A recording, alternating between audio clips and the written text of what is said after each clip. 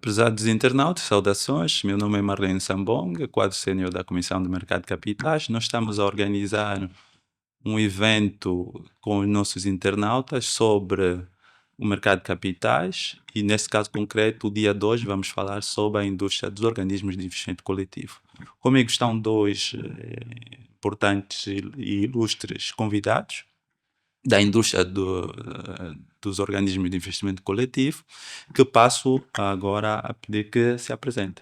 Estando aqui à sua direita, minha esquerda. Muito obrigado. Aproveito a oportunidade para, em primeiro lugar, saudar quem nos ouve lá em casa e depois agradecer também à CMC pela iniciativa e pelo convite. Eu chamo-me Guiomar Lopes, estou aqui a representar a Delta Gesto Capital, que é uma sociedade gestora de organismos de investimento coletivo, onde desempenho funções na administração como Chief Legal Officer. Desculpem o anglicismo, mas normalmente é assim Não, que a empresa se apresenta. Obrigada. Muito bom dia a todos. Eu sou e à CMC por este convite para falarmos sobre, digamos, os fundos de investimento. Eu sou Francisco Garcia dos Santos. A minha experiência foi sempre no mercado de capitais, mais de 40 anos, em várias jurisdições, em Portugal, em Cabo Verde e, enfim, há mais de 10 anos também em Angola. Participei aqui ativamente na regulação inicial, junto da CMC, como consultor, posteriormente como administrador não executivo da Bolsa, na sua fase inicial, e agora como presidente do Conselho de Administração de uma sociedade gestora de fundos de investimento, que é Independent Financial Advisor, que gera sensivelmente 400 mil milhões de kwanzas de ativos, fundamentalmente fundos imobiliários, mas também de capital de risco. Muito bem. Vamos então agora passar para aquilo que são o nosso tema específico. E eu perguntaria à doutora Guiomar que ajudasse os nossos internautas a perceberem o que é que são fundos de investimento. De forma abrangente, fala-se em organismos de investimento coletivo, mas é mais conhecido pela maior parte das pessoas em fundos de investimento, e queria que pudesse explicar de forma muito simples aos nossos internautas o que são fundos de investimento. Bom, basicamente, os organismos de investimento coletivo são institutos que permitem a investidores, a forradores individuais, reunir esforços, reunir a sua poupança ou os seus fundos num, num único cesto, digamos, para poder ser esse dinheiro rentabilizado da melhor maneira e aplicado. E se nós nesta sala decidíssemos ser investidores, punhamos todos o nosso dinheiro, por exemplo, num fundo.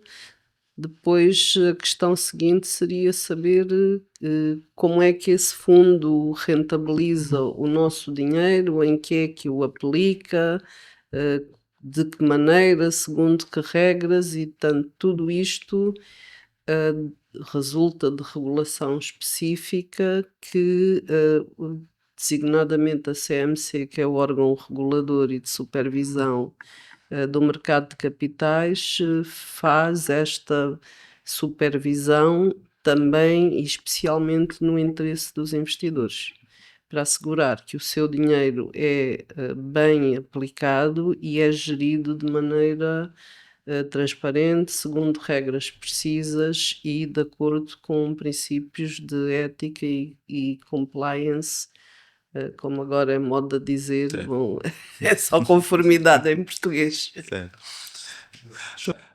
Então, Francisco, que a doutora Guimar foi falou aqui que há vários tipos de fundos. Que fundos é que existem, a categoria ou tipologia de fundos, e como é que um participante ou um interessado pode entrar nesta indústria, Ok. nesses Bom, fundamentalmente, os fundos são agregados em quatro categorias em função do tipo de ativos. A primeira categoria de valores mobiliários, ou seja, fundos em que os seus ativos são constituídos por ações, obrigações enfim, outro tipo de valores mobiliários, digamos, da mesma natureza. Fundos imobiliários, em que fundamentalmente mais de 75% é constituído por imóveis, terrenos, etc. Fundos de capital de risco, que têm uma característica relativamente similar aos valores mobiliários, mas para além das ações, ou seja, participações sociais em empresas, também podem ser, sob a forma anónima, podem também investir em sociedades limitadas por cotas, podem também prestar garantias a favor das participadas, podem financiar ou seja, com crédito, conceder crédito às participadas, portanto é um universo um pouco mais amplo do que é os fundos de valores mobiliários que estão estritos a instrumentos de valores mobiliários de dívida ou de capital das empresas. E depois, digamos, um tipo de fundos mais genérico, em que se designa fundos de titularização de ativos, que em rigor seria qualquer bem que possa gerar um fluxo financeiro futuro, mas que atualmente a regulação está concentrada apenas em fundos de titularização de crédito. O que é que isto significa? Que, por exemplo, pode-se constituir um fundo em que os ativos são, por exemplo, contratos de crédito comprados a bancos. Os bancos concedem crédito aos clientes e depois um fundo pode comprar esses créditos. Também há a possibilidade de outro tipo de créditos para além dos contratos de crédito bancários, mas este tipo de fundos atualmente ainda não existe nenhum que esteja a funcionar, mas é outra tipologia prevista. Não está ainda regulado, mas encaixa-se dentro desta categoria dos fundos de titularização de ativos, por exemplo, um fundo em que possa investir em obras de arte, um fundo em que possa investir, por exemplo, em contratos de profissionais, como é o caso dos jogadores de futebol ou de basquetebol, etc. Portanto, essas categorias de ativos, como não estão ainda regulamentadas pela CMC, não são suscetíveis mas há essa possibilidade futuramente de se poder também constituir basicamente qualquer fundo com qualquer ativo que gere um fluxo financeiro futuro. Esta é a ideia. muito bem. E para quem está em casa que esteja interessado em ser um participante, né, subscrever um fundo, Uhum. quais são aqui os requisitos? Como Bom, é que eu posso? Alguém que está em casa exato. está a nos Bom, ouvir quem está em casa e que nos está a ouvir, portanto, estamos a falar e a ver, do público em e a ver. geral, digamos, só é possível investir aqueles que estejam em subscrição pública Uhum, e não em subscrição particular, que eu diria que é a maior parte dos fundos que neste momento existem, em termos de dimensão de ativos sob gestão. Existem alguns já de subscrição pública portanto, essa subscrição pública pode ser feita ou no momento, se forem fundos fechados, no momento em que se faz a oferta pública, recentemente, como qualquer outro tipo de valor imobiliário, como é o caso das ações. Portanto, há ali um período em que o fundo está em subscrição e qualquer investidor pode, através dos seus intermediários financeiros, digamos, da comercialização de valores imobiliários, poder subscrever esse fundo, ou nas entidades que são comercializadores desse fundo, mas isso está nas próprias regras da oferta pública.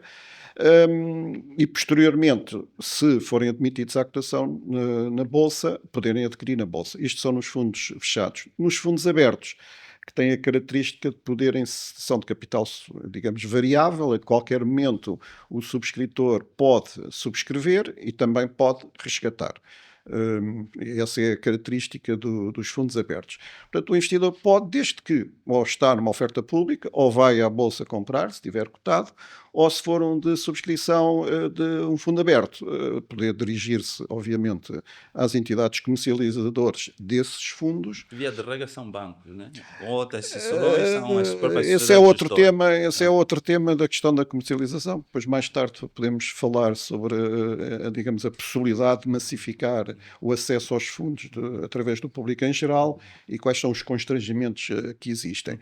Mas, em rigor, pode ser a entidade comercializadora, a entidade depositária, que é um banco, obrigatoriamente, e, portanto, através desse banco, se for comercializador, ou através de intermediários financeiros, neste caso sociedades corretoras e distribuidoras, que estiverem especificadamente, digamos, ditas ou identificadas no regulamento de gestão, ou a própria sociedade gestora. Portanto, são estas as três possibilidades.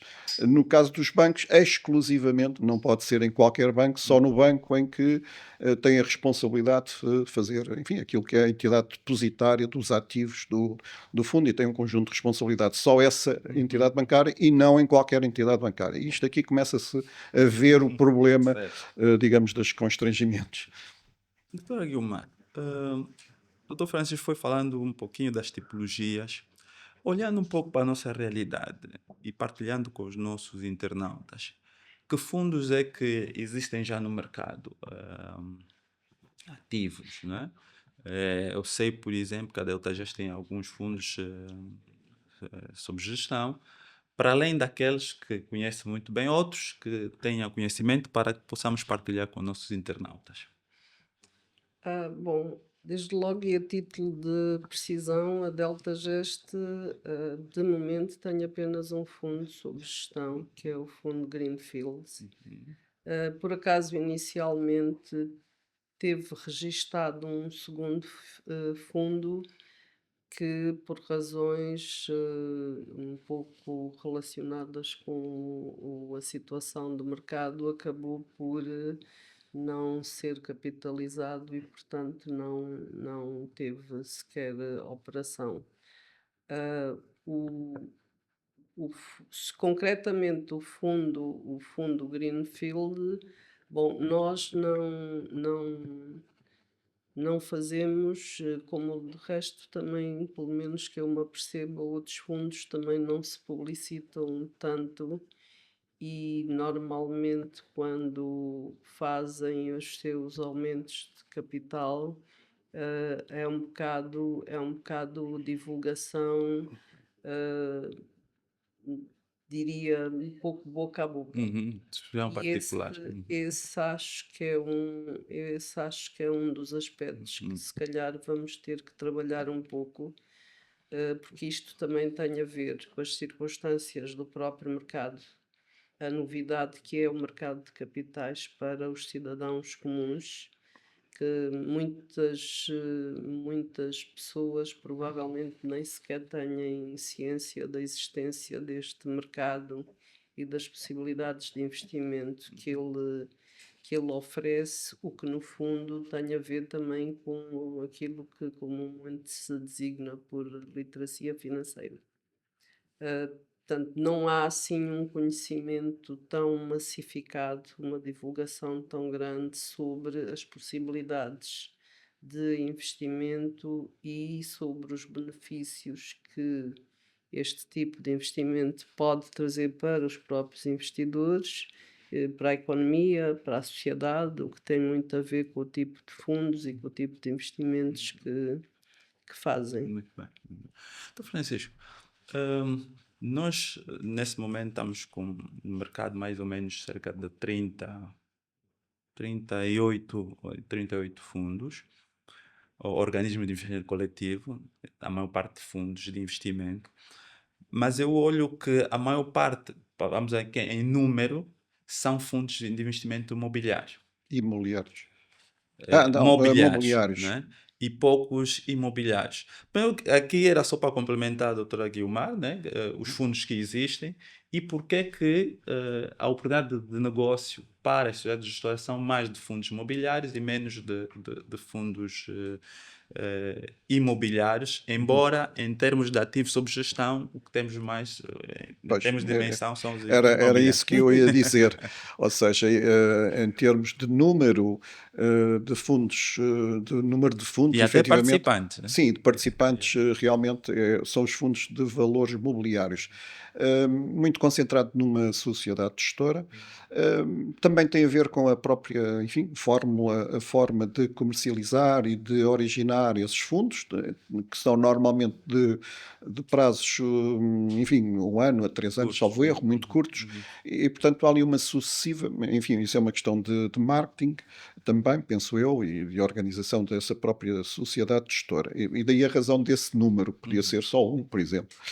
Mas pronto, haverá com certeza ali enfim, algumas características que levam a fazer essa partilha para ver esse número. Efetivamente, também é o que tem mais número de participantes porque são de subscrição pública e, portanto, de qualquer maneira, continua a ser-se ainda um número muito escasso face àquilo que deveria ser. Ou seja, estamos a falar, não sei se 4 ou 5 mil participantes, à volta disso, o que, comparando com o número de contas bancárias que existem, é ridiculamente baixo.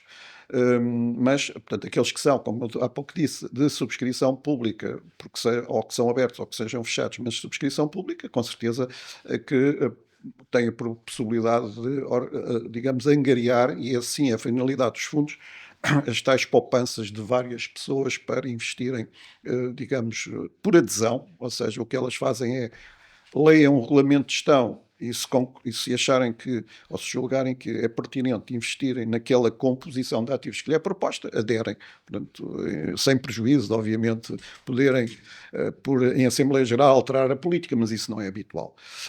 Portanto, a maioria, em termos de ativos sob gestão, são fundos imobiliários. Esse é que é o grosso, mais de 75% ou 80%, e aí é que me parece que a dimensão é importante.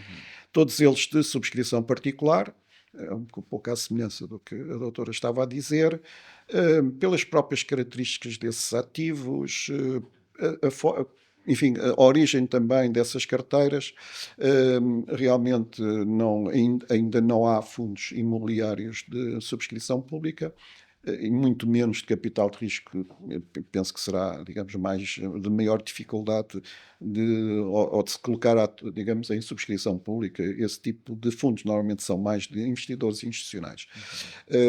Portanto, esta é a realidade realmente dos fundos. Ainda estamos, digamos assim, numa fase muito inicial, mas que também tem a ver com, digamos, com o tipo, com os ativos que é possível ter. Repara, embora os fundos de investimento possam investir no exterior, como qualquer cidadão, todavia está sujeito às regras de autorização prévia do BNA para investir no exterior. Portanto, eu diria que se fosse possível, digamos, legalmente é possível, mas não acredito muito que seja viável, por exemplo, ter-se uma autorização para se investir no exterior, e aí sim teríamos uma gama muito mais diferenciada de ativos, assim, neste momento, no caso dos imobiliários, portanto, é possível investir no exterior, mas os valores mobiliários era possível investir no exterior e, portanto, comprar ações, obrigações nos mercados internacionais. Mas isso neste momento não nos parece que seja possível, portanto, estamos restritos àquilo que são os ativos, no caso, os valores mobiliários que são disponibilizados, digamos assim, através dos mercados regulamentados, que são Mas basicamente... em termos de instrumentos, nós já temos alguns, né? Em termos de dimensão, efetivamente, Ações, temos. Repara, vamos ver, vamos imaginar um fundo de ações e que, quando há privatização, temos aqui uma oferta significativa, mas depois o mercado secundário é muito escasso. Portanto, isso é importante, a liquidez, nomeadamente se forem fundos abertos, então a liquidez é fundamental. Mesmo a liquidez na dívida pública, às vezes, tem as suas restrições, e é a dívida pública, mas, portanto, basicamente temos dívida pública e começou agora a aparecer algumas ações, mas a liquidez é muito fraca. Portanto, e aí é muito importante, então nos fundos abertos é fundamental a questão da saída. Portanto, se houver resgates, tem que se vender os ativos, e se não se conseguir, o fundo fecha. E portanto, acaba por frustrar as expectativas. Portanto, é preciso um certo cuidado com isso. Portanto, eu diria que em termos de ativos, em termos de dimensão, realmente o imobiliário tem sido, e parece ser essa a realidade, digamos, digamos, o tipo de ativos mais fácil e mais suscetível em termos de dimensão, por isso também temos 80% ou 90%, ou cerca de 80% de ativos sob gestão em imobiliário, pela sua dimensão, pelas suas características. Agora, é evidente que não se vai fazer fundos abertos com imóveis, não é? Como é óbvio, não é? Sim. Embora seja possível, mas não é muito aconselhável. Hum, e a ser ou não ser a subscrição pública depende das estratégias, depende do tipo de ativos que estejam em carteira desses fundos. Mais tarde, admito que seja uma boa oportunidade haver parte destes ativos irem para o público em geral. Muito bem. Pronto, basicamente, até pelas características de alguma indexação da valorização dos ativos à própria inflação e à desvalorização, por exemplo. Portanto, o que tem que ter, enfim, ter algumas características interessantes para o investidor. Uhum. Em relação a isto, eu diria que terá a ver até com a própria novidade, se me permitem, da realidade que é o mercado de capitais. Bom, estamos a falar de um regulador que penso que tem agora 20 anos. Sim. Estamos a falar de provavelmente um terço deste tempo a olhar para dentro e a organizar-se. E a ação para fora é também relativamente recente, se compararmos, por exemplo, com os bancos, que são tipicamente outros entes que captam poupança, a diferença é enorme. Aliás, o Dr. Francisco referiu a comparação com o número de contas dos bancos. Portanto, eu acho que algumas destas dificuldades terão a ver também com a novidade, com o desconhecimento e com a própria apetência também dos produtos que vão sendo disponibilizados através destes instrumentos. E acho que não estamos propriamente a falar de um mercado maduro nesta indústria. E pronto, como se costuma dizer, o caminho faz-se caminhando, e provavelmente daqui a uns anos, noutro podcast, quem cá vier estará a falar de outra realidade. Certo, certo. Os fundos, eles precisam de uma sociedade gestora para funcionar. Qual é aqui o papel da sociedade gestora, sei a Delta Gest, da Independent Finance Advisor? Qual é o papel da sociedade gestora nessa engrenagem de dinamização dos fundos? Bom, pronto, basicamente, como organismos de investimento coletivo e do ponto de vista jurídico, os fundos são patrimónios autónomos, sem personalidade jurídica, portanto, não têm órgãos próprios, e daí a necessidade de haver alguma entidade que depois faça a gestão do fundo e que o represente em todas as circunstâncias. E esse é o papel das sociedades gestoras de organismos de investimento coletivo, vulgarmente designadas por SEGOICs. As SEGOICs têm a missão de representar os fundos, de olhar para o mercado e procurar oportunidades de investimento, e, de um modo geral, fazer a gestão do dia a dia, de tomar decisões sobre investimento, tomar decisões sobre a melhor maneira de adequar as necessidades ou as disponibilidades de capital às ações e aos investimentos do fundo. Portanto, tudo isso é o papel das SEGOICs. Neste contexto, as SEGOICs são sociedades que são relativamente vigiadas, justamente para transmitir confiança suficiente aos investidores de que aquilo que aplicaram está a ser gerido de acordo com regras relativamente exigentes e com padrões éticos, de transparência, de boa governança. E esse é que é o papel, em primeiro lugar, da regulação da CMC e depois da própria supervisão. Elas, aliás, as entidades que atuam no mercado de capitais, como as SEGOICs, são parte do mercado financeiro. também têm obrigações de cumprimento da lei sobre o regime das instituições financeiras, tal como são os bancos, as seguradoras, tendo cada uma na sua esfera de ação, o seu próprio regulador. Muito bem. No caso das SEGOICs e do mercado de capitais, o regulador é a CMC, como temos para as entidades financeiras bancárias, o BNA, ou no mercado dos seguros, a ARSEG.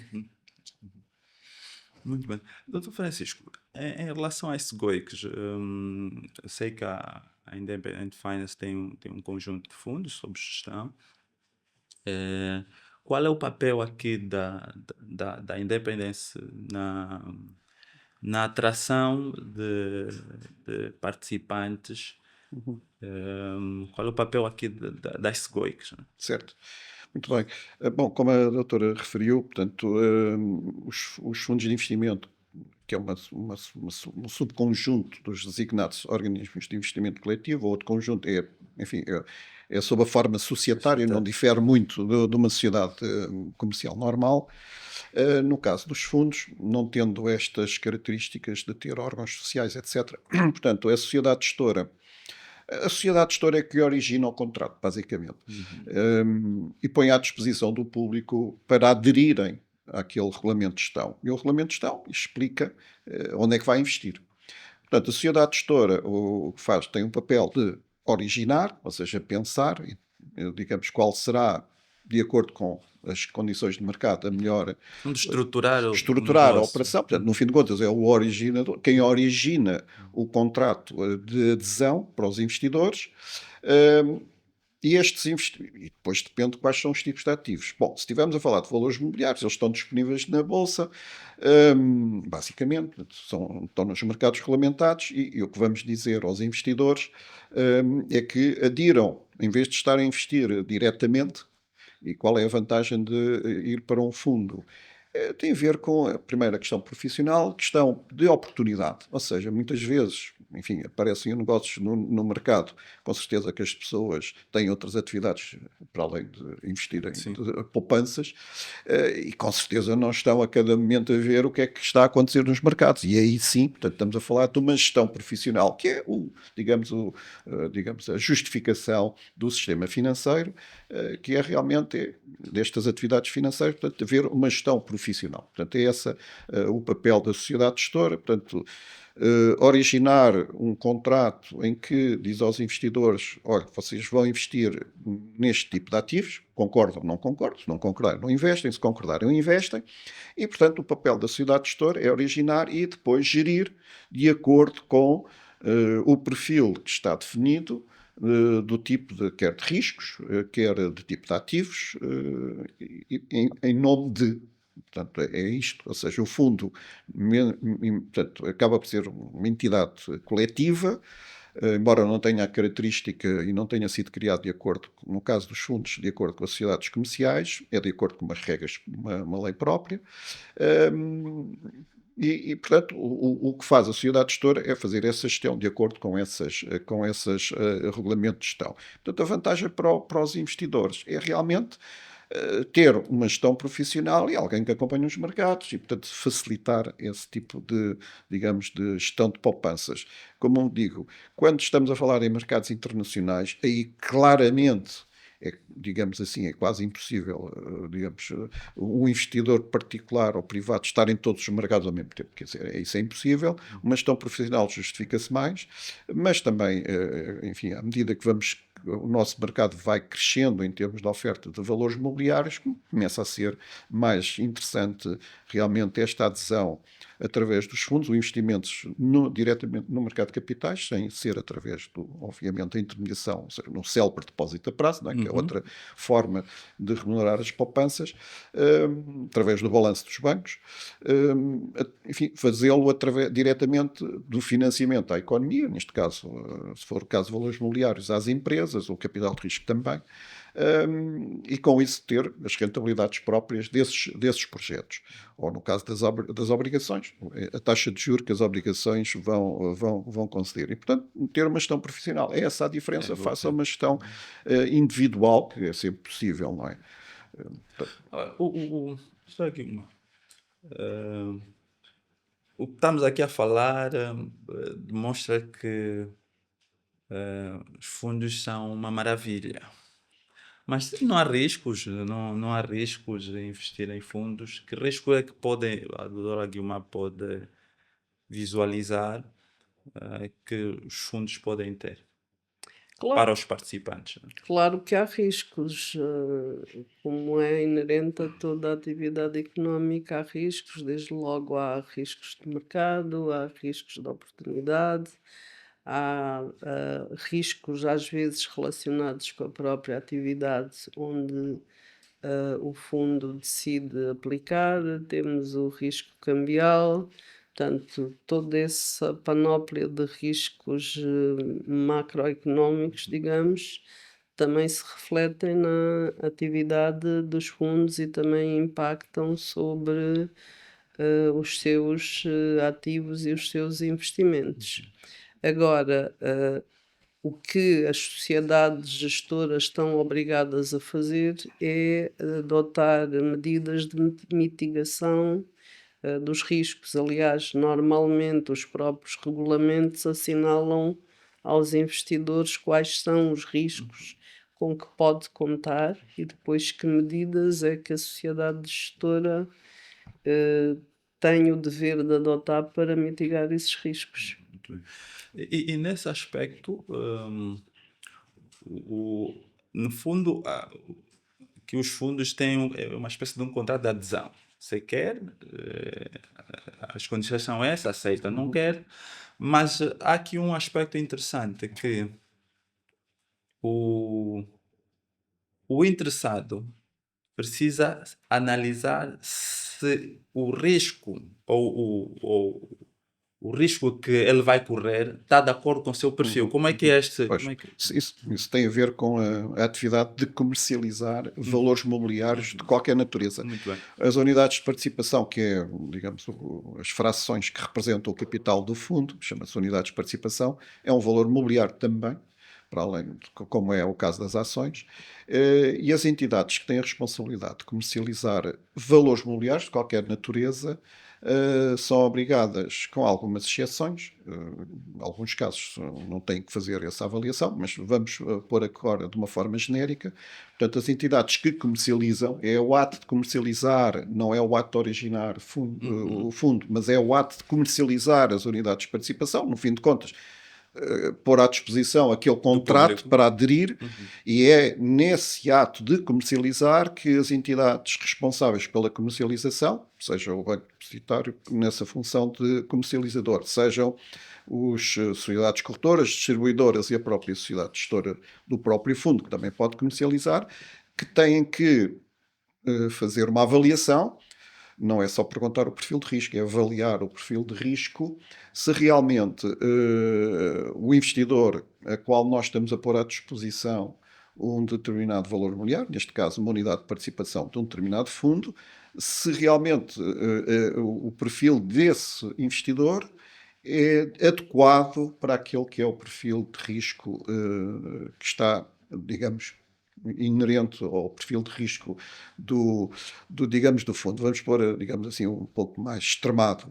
Imagino que no perfil de risco que se avalia de um investidor, ele tem um perfil de risco muito baixo, ou seja, só aceita basicamente, enfim, pouca variação, pouca possibilidade de variação, de risco de perca e também de ganho, porque o risco é duas pontas, é perca e ganho, ao nível do capital, e portanto, basicamente, digamos, está mais habituado a investir em taxas de juro. Com certeza não faz sentido comercializar-lhe um fundo de ações ou de instrumentos mais complexos, não é? Portanto, tem a ver com isto, ou seja, é o ato de comercializar, não é o ato, isso é genérico, não é só para o caso dos fundos de investimento, isso é para qualquer comercialização de valor imobiliário, como digo, com algumas exceções que estão previstas na lei, em que quem comercializa tem que fazer essa avaliação do perfil de risco dos investidores. Então, se for um caso, atenção, subscrição particular, significa que não posso comercializar em órgãos de comunicação social, nem fazer publicidade, mas posso dirigir-me até 150 pessoas, que ainda são muitas pessoas. E mesmo nesse ato, com certeza que posso me dirigir a elas e tenho que fazer esse teste de avaliação desse risco. Portanto, basicamente é no ato comercial. Os fundos não têm rentabilidade garantida. Como é Não, que. não têm, e esse é que é, vamos lá ver, o sistema financeiro, ou seja, o financiamento da economia tem duas grandes componentes que são complementares e não são alternativas. É o financiar a economia através do sistema bancário, que é o tradicional crédito, não é? Portanto, que os bancos concedem.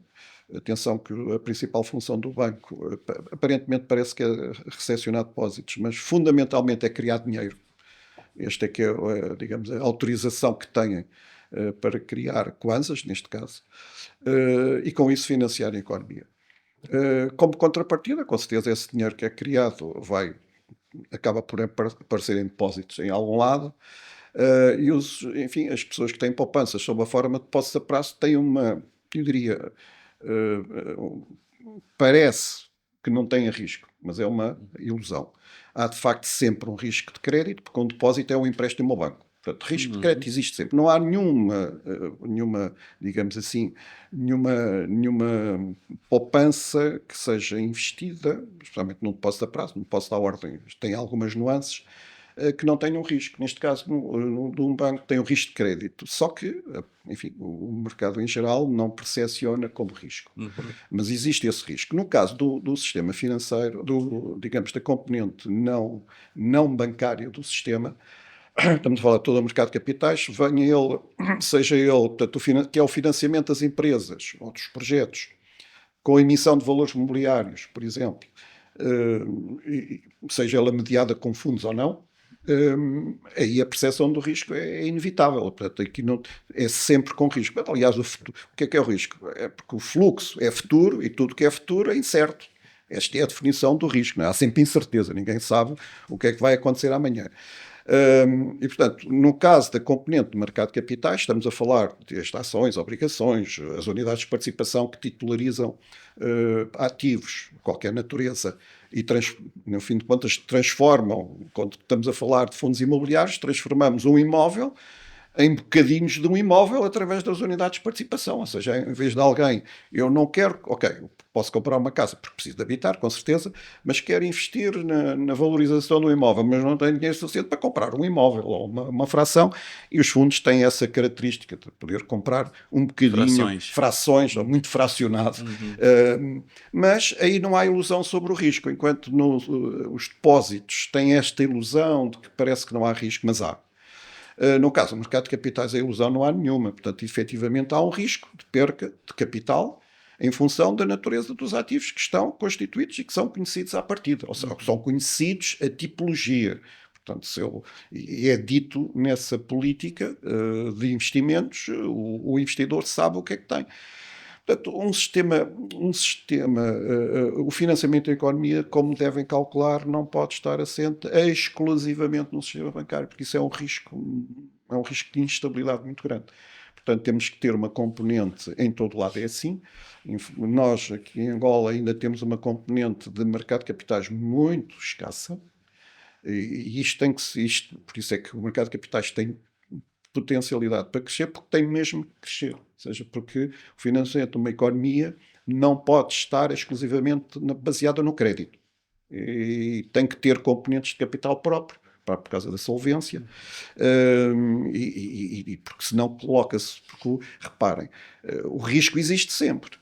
Quando o banco financia as atividades económicas, está a assumir riscos que vão ser cobertos pelo capital social e, se não for suficiente, vão ser pelos depósitos. Portanto, é esta noção que temos que ter, que o mercado de capitais vai ter que ter cada vez mais uma componente que é complementar no financiamento da economia, que tudo que é projetos de investimento, toda a atividade económica é sempre incerta, por definição.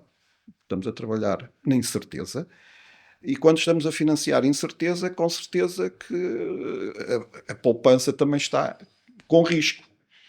O sistema bancário o que faz é, digamos, mitiga também esse risco, mas não é um risco neutro, não se pode dizer que não haja riscos.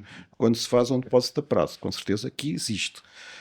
Aliás, os casos que aconteceram pelo mundo inteiro, enfim, com a crise de 2008 e 2012, é visível que também há risco nas poupanças dos bancos. Muito bem. É por esta razão, estamos a financiar atividades futuras que podem não darem resultado e, portanto, alguém tem que, obviamente, cobrir essa perda, não é? Certo. Tem um pouco isso.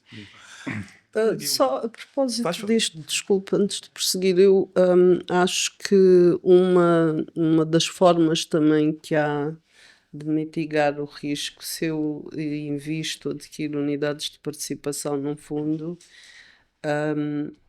é saber que não coloquei toda a minha poupança, ou como se diz comumente, não pus todos os ovos no mesmo cesto.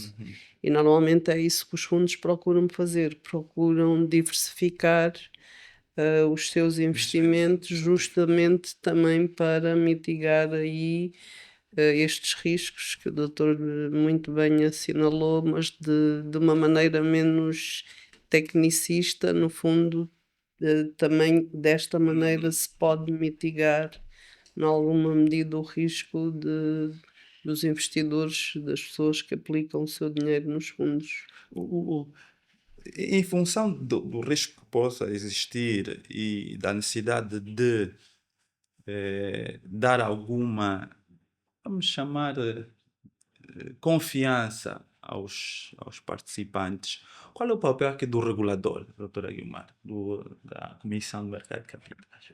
Bom, o regulador, como o nome diz, desde logo regula. Tanto entidades do tipo da CMC são comumente designadas por entidades administrativas independentes, quer dizer que guardam uma certa independência do Estado, da administração do Estado em si, serão uma classe à parte. Bom, mas isto também é só mesmo uma parte. E em vez desta atividade, justamente porque há esta relativa independência, em vez desta atividade ser diretamente submetida a regras definidas pelo Estado, por leis, decretos, etc., o regulador tem o poder de regulamentar, de definir e zerar regras a serem seguidas neste mercado por todos os intervenientes, no caso da CMC, por todos os entes que estão sujeitos à sua supervisão. E justamente a supervisão é a segunda grande área de intervenção do regulador. Regula emitindo regras e depois fiscaliza através da supervisão. E isto é que, de algum modo, traz o elemento de confiança ao mercado.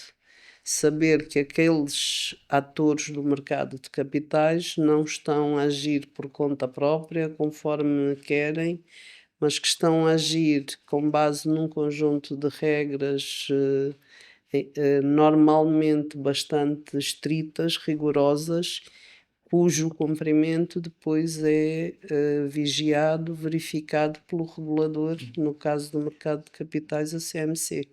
Portanto, este é o caso das SEGOICs que estão sob supervisão e normalmente, como aliás aqui nós temos no mercado financeiro três reguladores. Temos o BNA para as instituições bancárias, temos a CMC para o mercado de capitais e a ARCEG.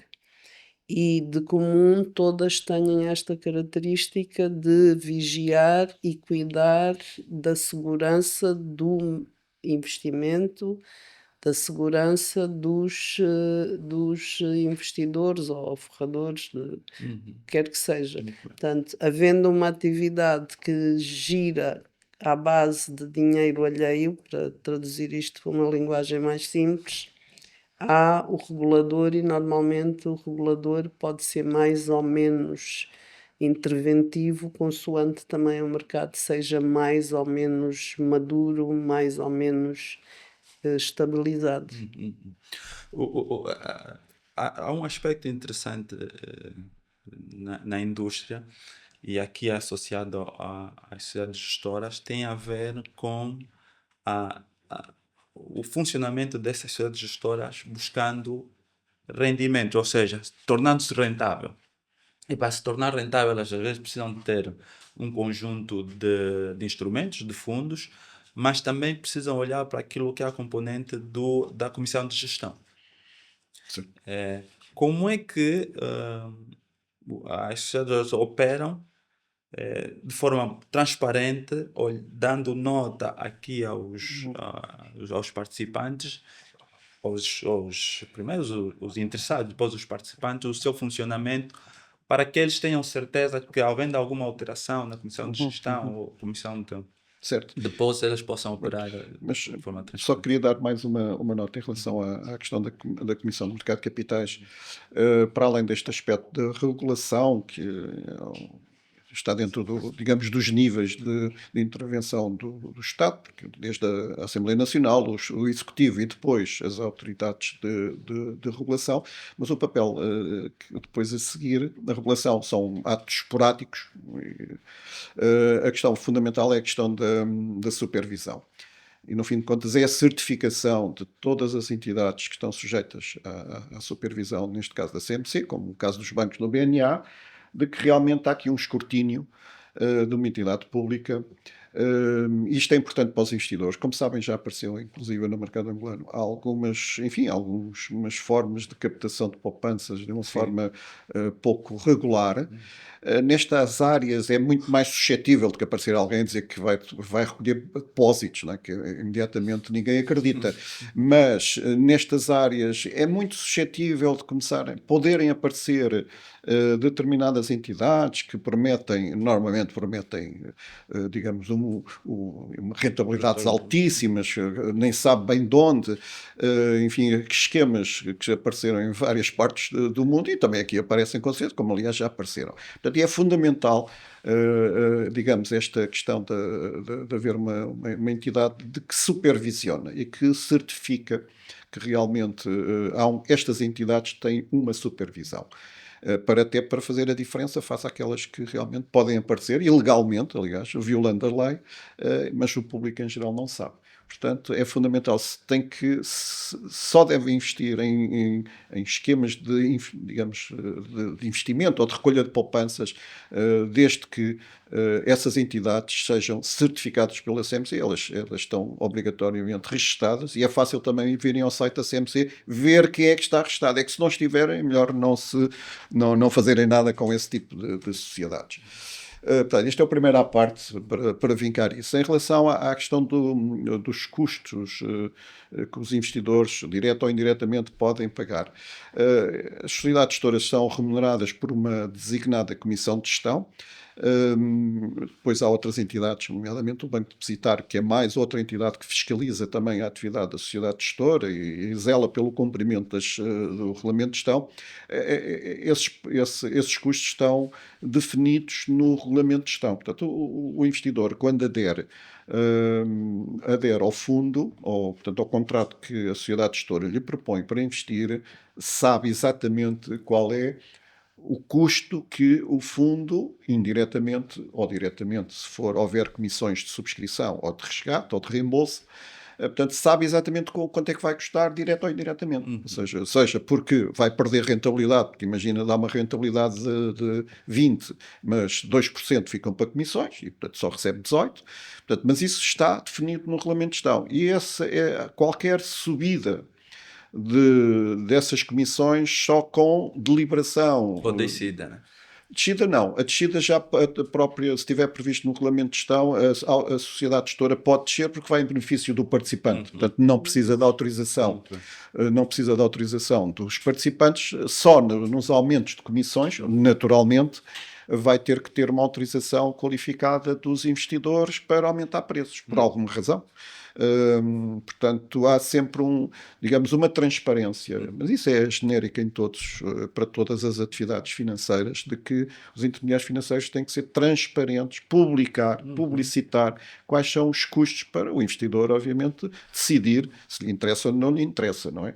Portanto, não, nesse aspecto está extremamente bem, enfim, bem regulado e tudo isso é cumprido. Portanto, é muito fácil ao investidor saber qual é o custo que está. Então tem a Assembleia, há essa Essa deliberação, Assembleia é que pode. depois vem ao Assim, regulador. pronto, lá está. Ou seja, depois da Assembleia, se a Assembleia aprovar a proposta porque as regras de mudar, ou seja, a intervenção da Assembleia Geral é relativamente restrita. Não pode intervir na política de investimento. Pode alterar a política de investimentos, mas não pode decidir se compra isto ou compra aquilo. Tem um dos pontos em que pode deliberar, por proposta da sociedade gestora, é, por exemplo, aumentar as comissões. Bom, havendo-se ou aumentos de capital ou redução de capital. Isso também é uma decisão da Assembleia Geral. Depois passa pelos trâmites de registro, obviamente junto da CMC, se realmente depois aprova ou não aprova essas decisões que foram feitas na Assembleia Geral.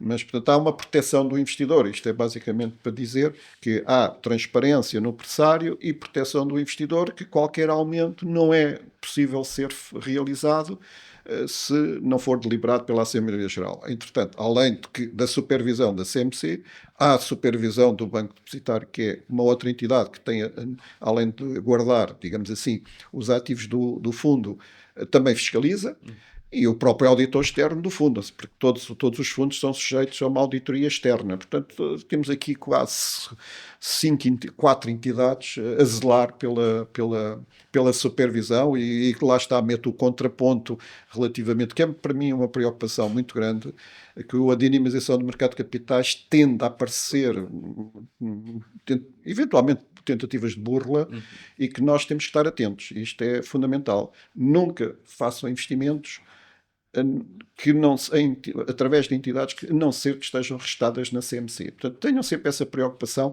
Se vos aparecer alguém a prometer, olha, dê cá o seu dinheiro, porque dou-lhe aqui 40% ou 50%, ou outra coisa qualquer, vejam sempre se realmente tenham o rigor de ver, ir ao site da CMC se essa entidade está registada ou não está registada e depois verificar, porque se tiverem dúvidas podem sempre perguntar à CMC. Eu acho que tem que haver aqui neste aspecto uma certa vigilância de todos relativamente a estes esquemas que por vezes são de fraude e que contaminam depois e é uma descredibilização de todo o sistema no seu conjunto, inclusive aqueles que estão legalmente regulados. Não é?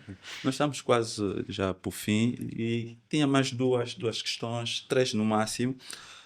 Uma era, quem está em casa, será que com 50 mil, 100 mil kwanzas pode investir em um fundo de investimento? Ou é muito pouco, tem que ser 1 milhão, 10 milhões de kwanzas? Guilmar. Vou falar um pouco da nossa experiência. A resposta é não. Depende do que se fixa como valor da unidade de participação.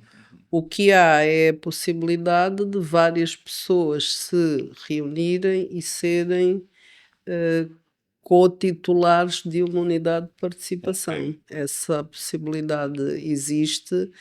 Agora, se os fundos vão fazer investimentos na economia, tanto diria que o nível de valores não será esse, será normalmente acima desses e, portanto, na nossa experiência do fundo Greenfield, o valor das unidades de participação, lamento dizer, mas está um pouco longe dessa faixa. E depois também pode haver prémios de subscrição, portanto, nessa faixa é difícil, aliás, não sei o Dr. Francisco, se calhar, como a Delta Geste gera o fundo atualmente, o Greenfield, Fundo de capital de que é um pequeno fundo comparando com outros que estão aí no mercado, embora tenhamos muito orgulho de ter já a obra feita, mas não sei da experiência do Dr. Francisco nos fundos que tem sob gestão da sua Segoite, se pode ter uma visão diferente destas, mas eu diria que não. Diria Aqui que podia distinguir Sim, há duas. subscrição pública Pois, e há subscrição dois particular. critérios. Repare, os fundos de subscrição particular, que enfim, estão muito.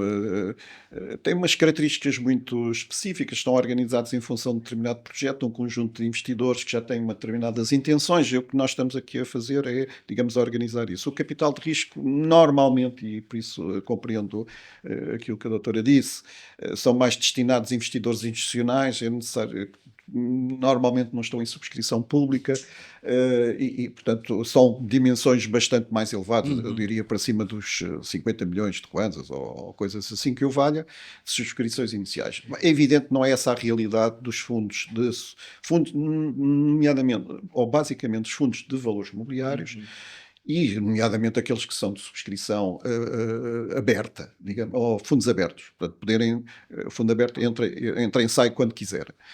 E aí os valores, digamos, eu diria até pode vir abaixo, inferiores a 1000 kwanzas, não, eu diria que normalmente o valor ou é 1000 ou 10.000, por aí, muito ajustado àquilo que é até agora as obrigações do Tesouro também tinham anteriormente 100.000 e agora passou também para 1000.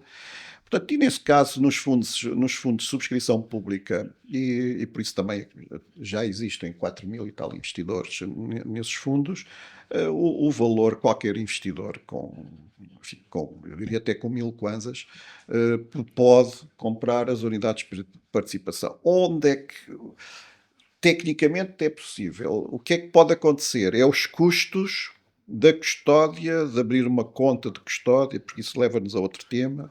Se nós temos um ambiente favorável para uma grande massificação dos investidores ao mercado de valores imobiliários, a minha resposta é não, infelizmente.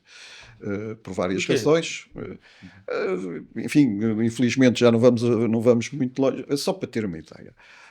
Se nós temos, mesmo contando com as contas, e a CMC sabe melhor isso do que eu, o número de contas de custódia de valores imobiliários comparado com as contas bancárias, e mesmo assim com o déficit de bancarização, é ridiculamente baixo.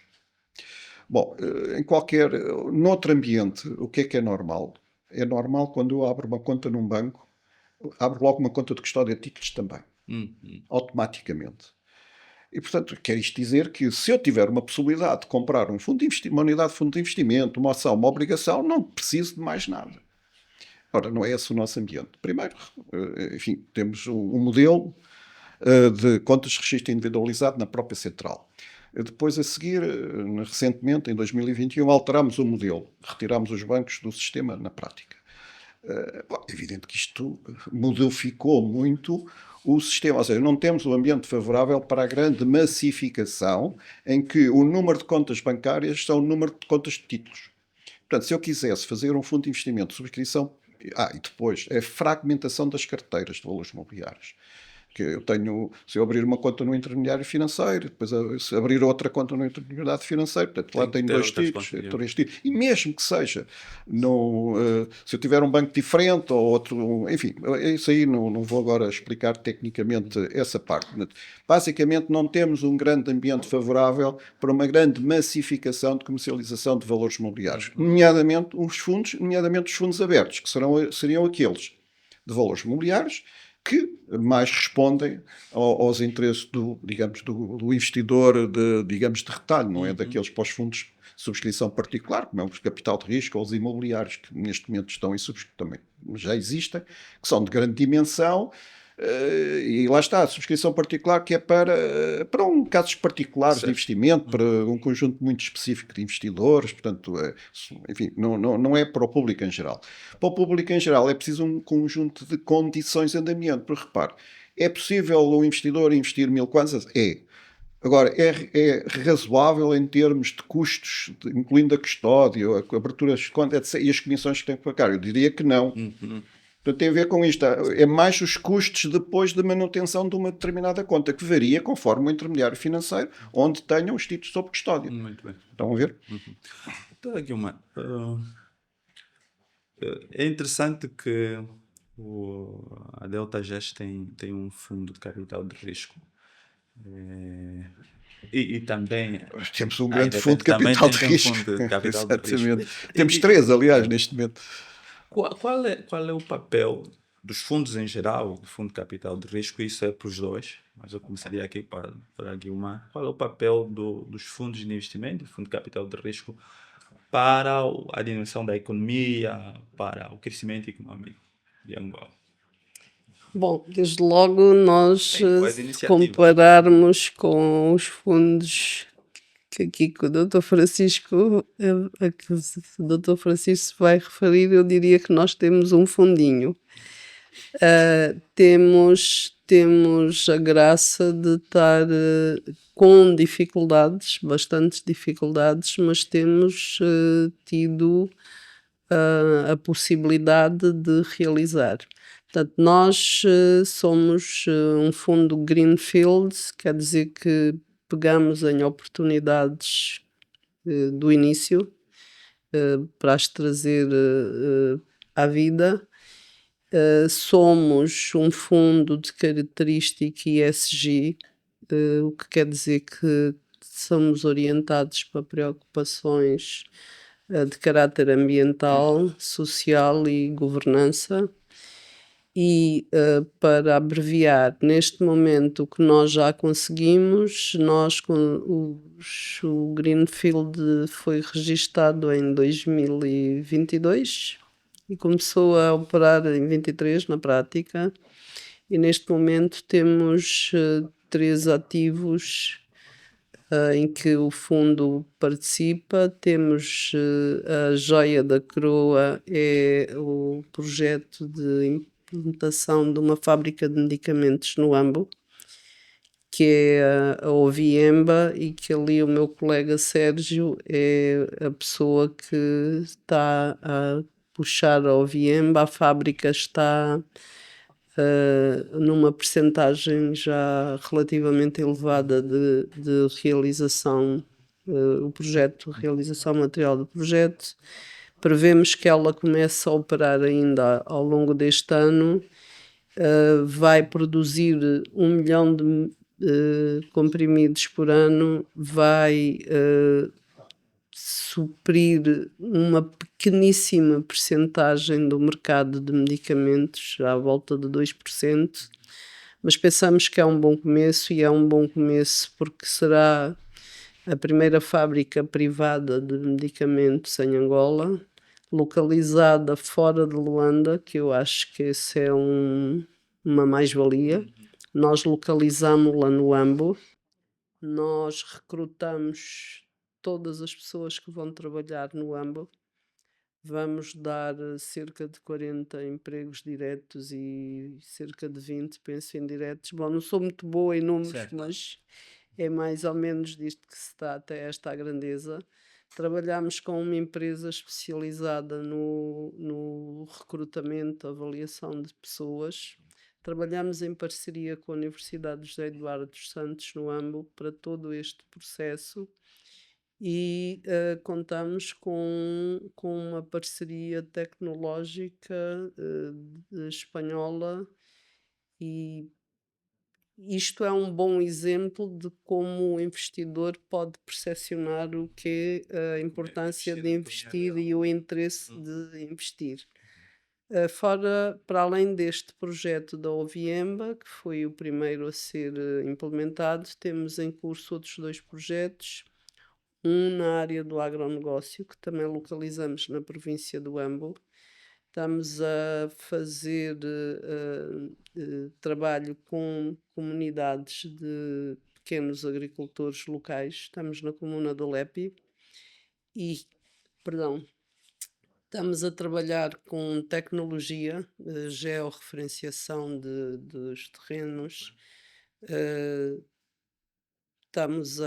são todos, foge-me o termo, estamos a registar os agricultores. Muito bem. E como é que funciona basicamente é que nós damos assistência técnica e em alguns insumos. Uhum. É uma espécie de um financiamento que fazemos à atividade Espécie. e em retorno, na colheita, uma parte da colheita eles entregam. Temos uma sociedade de veículo específica para isto, em que o fundo investe, que é Campo Verde. Muito bem. Na Oviemba, o fundo a Oviemba é a sociedade de veículo para o projeto da fábrica de medicamentos, em que o fundo não é o acionista único. Uhum. Penso que é público que o Fundo Soberano aceitou o repto de trabalhar connosco e Muito bem. investir na Oviemba. Uhum. Muito bem. Na Campo Verde, por enquanto, o fundo é o único titular do capital. Depois temos um terceiro projeto que está em marcha, que é um projeto que, ao contrário dos outros, nós o adquirimos, entre aspas, aceitamos a ideia de pessoas que já a tinham, já estavam a trabalhar, que é um projeto orientado para assistência especial a pessoas com necessidades especiais. Ok. Pode ser terceira idade, pode ser pessoas com algum tipo de Setor incapacidade social. e podemos fazê-lo de várias maneiras, Uhum. quer em residências permanentes, temporárias, aquilo que vulgarmente se designa lares, Muito bem. quer com assistência ao domicílio, quer fornecendo pessoal treinado a terceiras instituições. E neste projeto, uma vez mais, estamos a trabalhar com a RISE também, que é a empresa que nos tem ajudado a fazer todo este processo de identificação de pessoas, eh, recrutamento e tudo mais. E se calhar vale a pena dizer aqui que neste processo para a fábrica, para vocês verem a potência, no início 32 vagas, nós recebemos 3.000 candidaturas.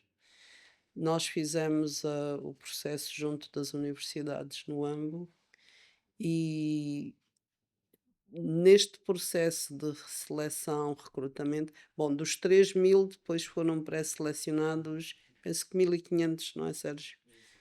1.700 foram todos filtrados, entrevistados de acordo com as regras, para retermos no final 32.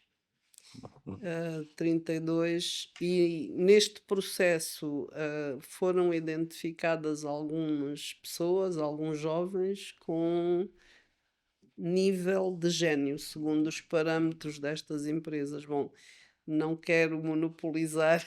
Mas vejo Isto é só para mostrar que às pessoas que vale a pena, fundo. porque isto é investir na economia real, em coisas que estão a acontecer e coisas que vão ter impacto ao mesmo tempo na economia e nas comunidades que vivem ou que estão próximas dos projetos.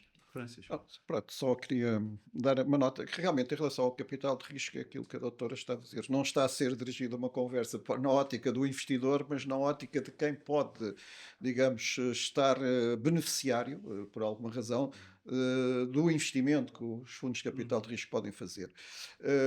Todavia, acho que aqui preocupa-me mais uns aspectos de regulação que nós temos que olhar é que o capital de risco tem um limite temporal. Ao fim de 10 anos, obrigatoriamente tem que fazer. Portanto, eu imagino que vai acontecer ao projeto da doutora, que daqui a 10 anos vai ter que obrigatoriamente vender aquilo a alguém, ou se não, vai criar outro fundo para comprar aquela participação. E, portanto, é algo que nos outros países já alterou-se. E esta questão da limitação temporal, de ter que obrigatoriamente sair ao fim de 10 anos, pode estar. E nós já começámos a verificar naqueles fundos que temos sob gestão de capital de risco, os projetos que temos, e não, enfim, não vale a pena estar agora aqui a amassar a audiência com o que é que se faz ou não se faz, mas temos a impressão de que não era bom desinvestir e, por que não, manter-se toda a vida, como acontece nos valores mobiliários. Realmente isso foi uma transposição na altura enfim, A legislação direito europeia. comparado à legislação europeia, nomeadamente a portuguesa, mas a portuguesa, entretanto, já evoluiu e já acabou com isso. E nós temos que repensar isso, porque estes projetos que a doutora está a fazer não são, especialmente em Angola, em que não se, porque em mercados muito líquidos, normalmente o que é que o fundo de capital de risco entra em determinadas fases e depois ou sai no mercado de capitais ou vende aquilo tudo a outra entidade, faz um processo de reestruturação, mas não é essa a realidade aqui. Não vai sair no mercado de capitais, é muito difícil à partida, não aparece logo ali o investidor a comprar aquilo tudo, pode acontecer, mas pode também não acontecer, portanto os riscos são muito maiores. Ao fim de 10 anos depois ficamos ali, obrigatoriamente saímos como? E se não aparecer ninguém para comprar aquilo, como é que a gente faz? Portanto são aspectos que, enfim, devem ser ponderados enfim, ao nível regulatório sobre essa matéria, mas como a doutora diz e bem, os fundos de capital de risco têm esta função de capitalizar projetos e, digamos, é útil, mais na ótica do público em geral, saber o que é que estamos a fazer na ótica mais do lado Contribuição. contrário, ou seja, de poderem serem financiados e não tanto como sendo entidade ou, digamos, investidores de capital de risco, mas serem beneficiários dos investimentos que os fundos de capital de risco possam, e depois depende de cada projeto, não é? Como o caso da doutora, no caso dos medicamentos ou outros, e aí serem os beneficiários. E aí, de facto, há muita coisa para fazer. E o nosso papel é realmente captar fundos, normalmente institucionais, especialmente internacionais também, para canalizar, e aí sim, o público em geral tem interesse em conhecer estes projetos porque pode ser beneficiário dos investimentos dos fundos. Aliás, a CMC tem em curso uma iniciativa dos emergentes, que é exatamente esta finalidade de, digamos, apresentar os fundos na ótica a quem devemos investir. Não, se me permite só um parênteses, eu acho que tem razão, doutor, mas eu acho que mostrar os projetos, mostrar aquilo que está a acontecer, pode também ter a virtude de criar a potência noutros investidores. Não só nos beneficiários, mas nos próprios investidores. Porque o mercado de capitais é uma realidade relativamente nova, desconhecida, e as pessoas podem ter alguma reserva em aplicar o seu dinheiro em fazer o investimento. E eu acho que vendo coisas que estão a acontecer, e esperemos nós que com viabilidade comprovada, que também seja um incentivo ao recurso ao mercado de capitais. Muito bem. Muito obrigado, doutora Guilmar, doutor Francisco, internautas. Chegamos ao fim do nosso programa. Hoje falamos sobre os organismos de investimento coletivo, fundos de investimento de forma muito particular. Andamos para as várias tipologias, vantagens, formas de investir. Alguns alertas aqui dos nossos convidados em relação àquilo que devemos ter, os cuidados, e finalizamos com o papel dos fundos de investimento de capital de risco para o crescimento econômico. Esperamos contar convosco noutros programas e muito obrigado. Muito obrigado. Obrigada.